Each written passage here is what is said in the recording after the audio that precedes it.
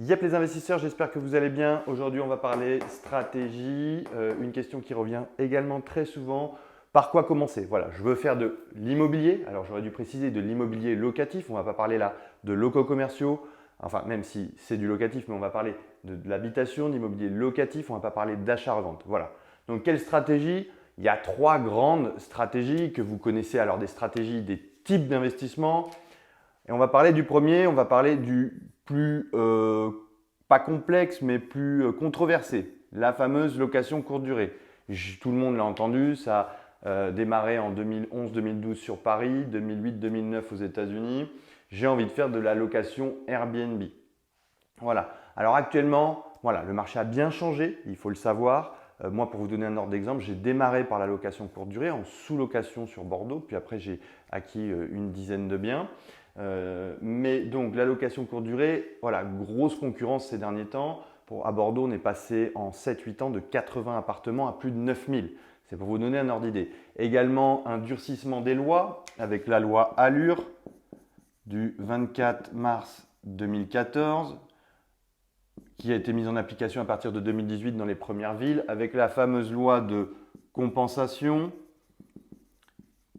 qui en gros hors résidence principale, vous pouvez louer votre résidence principale à hauteur de 120 jours. Sinon, dans les villes de plus de 200 000 habitants, vous ne pouvez pas plus faire officiellement de location courte durée dans des appartements, dans des locaux à usage et destination d'habitation. Voilà. Donc actuellement, il y a deux types de LCD. J'ai envie de dire la LCD saisonnière qui va être à la montagne, à la plage, où il y a un intérêt touristique particulier, le Mont-Saint-Michel, Lourdes, donc qui peut être intéressante, surtout ça peut être des villes où justement il n'y a pas encore cette loi de compensation. Attention à la saisonnalité, vous allez louer d'avril à novembre, mais après ça risque d'être plus compliqué de novembre à mars. Donc intéressante, surtout post-crise. On a entendu parler, les étrangers ne venaient plus, la location courte durée était un petit peu remis en question. Donc actuellement, il y a donc la saisonnière. J'ai envie de dire, il y a la post-Covid, on va dire. C'est maison avec jardin. Voilà, la maison avec jardin pour les clients français ou dans des pays limitrophes qui n'ont pas eu trop de contraintes administratives pour voyager. Et après, il y a la LCD dans les grandes villes, type Paris, Bordeaux, Lyon, où là, on loue toute l'année, mais on subit les lois de compensation. Donc, il y a des solutions. Hein. Je pourrais vous faire une vidéo là-dessus si vous voulez, si vous avez des questions là-dessus. On peut aller directement sur des locaux professionnels à usage de meublés touristiques. Il y avait des laps de période où on pouvait faire des changements d'usage gratuitement sans compensation. Il faut savoir que la clientèle internationale n'est pas encore de retour, va sûrement arriver à partir de l'année prochaine. Donc la location courte durée peut être intéressante. Je vous prends un exemple, vous prenez un ancien salon de coiffure qui n'est plus dans une zone de commercialité intéressante, donc qui est à vendre, et vous le transformez en location courte durée. C'est des surfaces assez petites, 40 mètres carrés pour du 4 couchages, ça peut être intéressant. On peut avoir pour des projets aux alentours de 200 000 euros des cash flow nets aux alentours de 800 000 euros, une fois qu'on a tout donné, y compris la gestion. Problème de la LCD, c'est justement le côté chronophage. Soit je fais tout et c'est un deuxième métier, soit je délègue et ça mange sur ma rentabilité. Ensuite, il y a l'immeuble de rapport. Donc l'immeuble de rapport, investissement rentable en zone rurale. On ne va pas se mentir, si vous voulez de la rentabilité, ce n'est pas à Paris, à Lyon ou à Bordeaux, vous serez aux alentours de 3-4%. Vous pouvez être sur du, on va dire, 10-14%, mais dans des villes entre 500 et 1000 euros du mètre carré à l'achat. Voilà. Donc là, intéressant, ça flatte beaucoup l'ego, ces types d'investissement. En mode Monopoly, j'ai mon propre immeuble.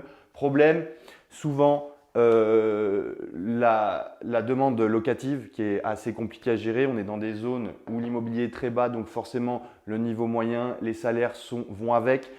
C'est triste à dire, mais on peut se retrouver avec des problèmes de locataires.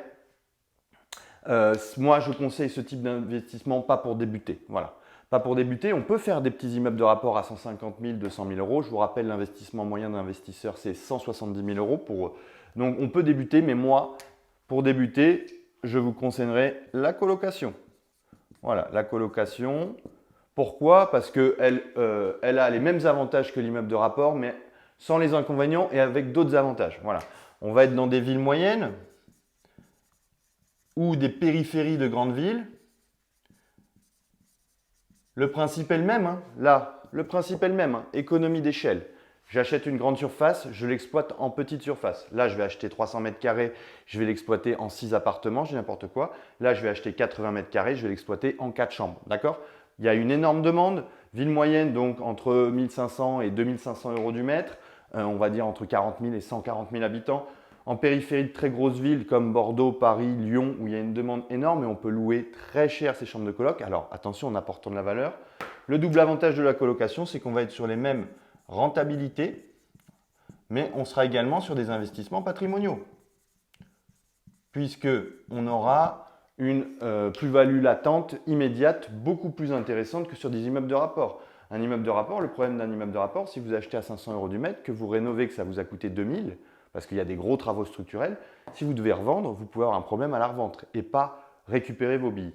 A l'inverse, la colocation, vous pouvez très bien investir dans une ville en périphérie de grande ville, dans des villes à 3000, 3500 euros du mètre, et dans des villes à 3000, 3500 euros du mètre, avoir des rentabilités aux alentours de 10, 11, 12, 13%. Voilà. Donc, moi, je favoriserais pour démarrer la colocation. Attention, je ne fais pas que ça, mais j'en ai fait faire une cinquantaine avec le Club des investisseurs partout en France à plus de 10% de rentabilité.